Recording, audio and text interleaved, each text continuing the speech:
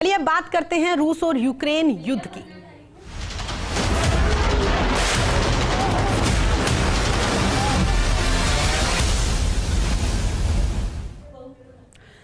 तो बता दें आपको, रूस और यूक्रेन युद्ध का आज 33वां दिन है। अब तक दोनों पक्षों के बीच में वार्ता का कोई भी सार्थक नतीजा नहीं निकल कर आया। रूस और यूक्रेन के प्रतिनिधि मंडलों के बीच में अब तुर्की में अगली व्यक्तिगत बातचीत होने वाली है। वहीं पर ज़ेलेंस्की ने कहा है कि हम शांति चाहते हैं। साथ ही उनकी ओर से कहा गया है कि हम नाटो के मसले पर जनमत संग्रह करवाएंगे। इस बारे में कोई भी फैसला जल्दबाजी में नहीं लिया जा सकता। ज़ेलेंस्की ने कहा है कि तटस्थता का मुद्दा और नाटो से बाहर रहने के लिए सहमति पर ये ऐसे मसले हैं जिनके बारे में तत्काल फैसला लेना बेहद मुश्किल है। पूरी दुनिया रूस और यूक्रेन के युद्ध पर पूर्ण विराम लगाने की कोशिशों में जुटी हुई है। अब तुर्की के राष्ट्रपति तैयब एर्दोगन ने रूस के राष्ट्रपति पुतिन से फोन पर इस पूरे मसले को लेकर बातचीत करी है। रूस के साथ में जारी युद्ध के बीच में कई देश यूक्रेन की मदद के लिए आगे भी आए हैं। अमेरिका, जर्मनी, पोलैंड यूक्रेन को डीजल ईंधन भेजेंगे। युद्ध की शुरुआत के बाद से यूक्रेन के पास में ईंधन की कमी देखी जा रही है, इसलिए इन देशों ने यूक्रेन में ईंधन भेजने का फैसला किया है।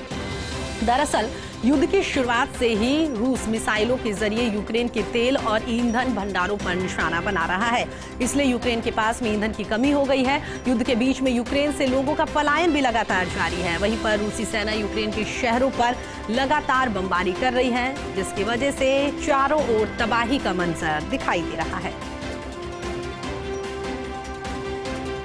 आपको बता दें, बाइडेन के बयान से मैक्रो सहमत नहीं है। पुतिन के समर्थन में फ्रांस के राष्ट्रपति मैक्रो आए हैं। पुतिन का अपमान करना ठीक नहीं, मैक्रो की ओर से ये बातें कही गई। एक और जहां पर 33 दिन से लगातार दोनों देशों के बीच में युद्ध चल रहा है, तो इसी में फ्रांस के राष्ट्रपति मैक्रो का एक बड़ा बयान सामने आया है, जहां पर वो पुतिन के समर्थन में आए हैं और उन्होंने कहा कि पुतिन का इस तरह से अपमान करना सही नहीं है। बाइडेन के बयान पर विवाद में अब अमेरिका लगातार यहाँ फंसा हुआ दिखाई दे रहा है। अमेरिकी विदेश मंत्री ने सफाई दी है, पुतिन को हटाना नहीं चाहते। तो आपको बता दें, एक और जहां मैक्रो ने यहाँ पर कहा है कि बाइडेन की ओर से पुतिन को लेकर जो बयान दिया गया था वो बयान सही नहीं है, इस तरह से पुतिन का अपमान नहीं करना चाहिए था। तो उसके बाद में अमेरिकी विदेश मंत्री की ओर से ये सफाई दी गई है। उन्होंने ये बयान दिया है कि पुतिन को हम नहीं हटाना चाहते। आपको ये भी बता दें कि तुर्की में दोनों देशों के प्रतिनिधि मंडल जो हैं वो एक बार फिर से व्यक्तिगत रूप से इस पूरे मसले को लेकर आज बातचीत कर सकते हैं। पिछले कई दौर की बातचीत हुई है, लेकिन उसको लेकर कोई भी नतीजा यहाँ पर निकल कर नहीं आया। अब हर किसी को ये उम्मीद है कि जो वर्चुअली रूप से बैठक का आयोजन किया जा रहा था, वर्चुअली रूप से दोनों देशों के प्रतिनिधि मंडल आपस में मिलकर जो बातचीत कर रहे थे, तब कोई मसला जो था उसका हल यहाँ पर नहीं निकला। लेकिन अब हर किसी को उम्मीद है कि व्यक्तिगत रूप से, यानी कि आमने सामने बैठ के जब इस पूरे मसले को लेकर बातचीत की जाएगी, तो शायद कोई रास्ता यहाँ पर निकल सकता है, कोई सकारात्मक परिणाम यहाँ से सामने आ सकते हैं।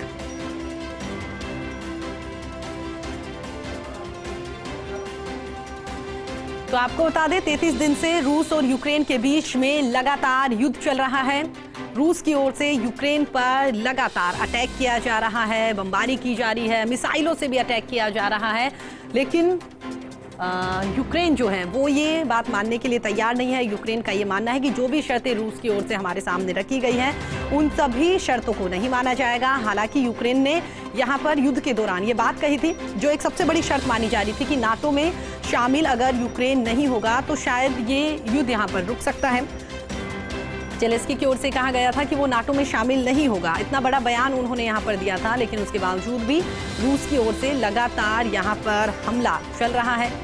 लाखों की तादाद में जो आम नागरिक है यूक्रेन के, वो फिलहाल देश को छोड़ने के लिए मजबूर है और सबसे ज़्यादा हमला जो है वो राजधानी कीव में लगातार किया जा रहा है। और उससे भी ज़्यादा कह सकते हैं कि बहुत सारे जो ईंधन के भंडार यूक्रेन में हैं, उन सभी पर रूस की ओर से ताबड़तोड़ हमला किया जा रहा है। जो बड़ी बड़ी इमारतें थी, सरकारी इमारतें कह सकते हैं, उन सभी को यहाँ पर तहस नहस कर दिया गया है और हर तरफ तबाही का मंजर दिखाई दे रहा है। बहुत कम लोग फिलहाल कीव में बचे हुए हैं, या कह सकते हैं कि बहुत सारे आम नागरिक जो हैं जिन्होंने हथियार यहाँ पर उठा लिए, वो लोग फिलहाल कीव में हैं, वरना अधिकतर लोग जो हैं वो कीव छोड़ने के लिए मजबूर हैं। लाखों की तादाद में लोग जो हैं वो लगातार कीव से पलायन करते हुए दिखाई दे रहे हैं। अब हर किसी को उम्मीद कि 33 दिन से लगातार जो ये युद्ध चल रहा है ये आने वाले दिनों में और ना चले, क्योंकि रूस और यूक्रेन को तो इसका नुकसान उठाना ही पड़ रहा है, लेकिन इसके साथ साथ कह सकते हैं कि आसपास की जो कंट्रीज है, यूरोपियन कंट्री जो है, उसको इसका काफी खामियाजा भुगतना पड़ेगा। इस वजह से हर कोई यहाँ पर यही चाह रहा है कि रूस और यूक्रेन आपस में बातचीत करें, आपस में मिलकर सकारात्मक परिणाम निकाले, कुछ ऐसा हल यहाँ पर निकाले जिसकी वजह से दोनों देशों को यहाँ पर नुकसान ना उठाना पड़े और इसके साथ साथ जो आसपास की कंट्रीज हैं उनको भी इसका नुकसान ना उठाना पड़े। क्योंकि हाल ही में जिस तरीके से कह सकते हैं कि पेट्रोल और डीजल के दाम जो लगातार बढ़ रहे हैं, कहा जा रहा है कि अंतर्राष्ट्रीय बाजार में कीमत बढ़ रही है और उस कीमत के पीछे की अगर बात करें तो हर कोई यही कह रहा है कि रूस और यूक्रेन में पिछले 33 दिनों से लगातार जो युद्ध चल रहा है ये एक बड़ी वजह मानी जा रही है कि अंतर्राष्ट्रीय बाजार में तेल की कीमत बढ़ रही है।